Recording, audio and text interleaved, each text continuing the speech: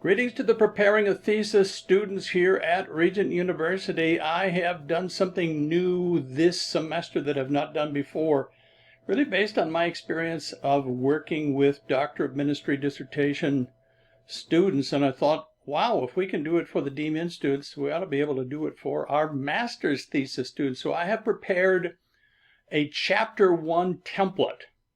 And by a template, what I mean is it's not just a model.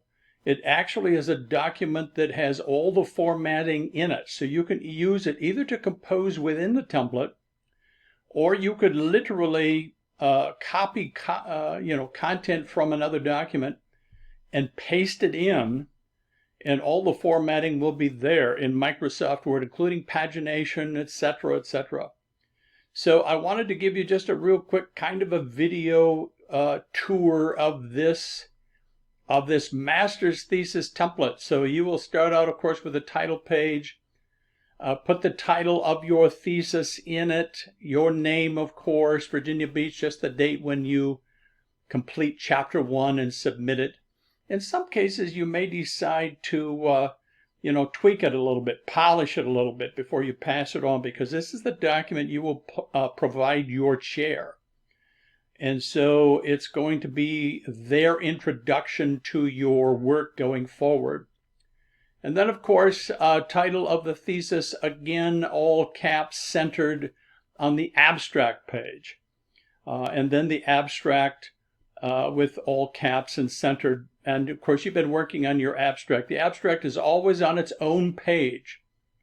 And so that will be true here as well. You remember, we start with page 2 at the bottom, but small Roman numerals. So, you have to put in section breaks, etc. And then you have to configure the footnotes very specifically. It's all done for you in the template. So if you will use this template, once again, not treating it as a model, but actually using it to compose your Chapter One, it will help. Table of contents are already there with all of the headings. Of course, you remember that once you complete your work, you will need to update it. So you can come up to here when you click inside the table of contents, it gives you some options. So update page numbers only, and that will then update all the page numbers from the work that you have done. So the table of contents is automatic. You don't have to do anything with that other than update it when you're done. Again, Roman numerals at the bottom, but starting then, there is Arabic numerals starting with page 1. So, all that work is done for you. Chapter 1, Introduction. This is the way we head up chapters for the master's thesis according to Turabian, the 9th edition. So this is the introduction chapter to your thesis. Put a little introductory paragraph to kind of get your chair moving with you in the right direction. And then just the normal things that you've been working on. You have the statement and significance of the problem. Obviously, you can just copy and delete this, but it just gives you a sense, again, of the Turabian 9th edition, the guidelines for footnotes, etc. And then you come in and you will put your copy for the scope and limits of the study that you have been working on. And then the review of the literature. You remember the first level headings. The 9th edition gives us a bit of flexibility, so we like to try to clarify. The first level headings are centered and bold. And then the second level headings are centered but not bold. The review of the literature is definitely benefited by including second level headings to indicate the outline that you're using for your review of the literature. If you need then a third level, it's flush left, bold, and italicized. And so that's how it's going to work in terms of the School of Divinity preferences when it comes to heading formatting. And then, of course, and that's the biggest, this is the biggest part of your Chapter One, of your prospectus, in fact, that you've been working on. Then the definition of significant terms, glossary style, once again, is preferred. Notice our footnotes at the bottom. 9th edition calls for the first, the letter to not be superscripted up above, but to have a normal font number followed by a period followed by a space. having been indented a half of an inch, and then you add a space in between notes.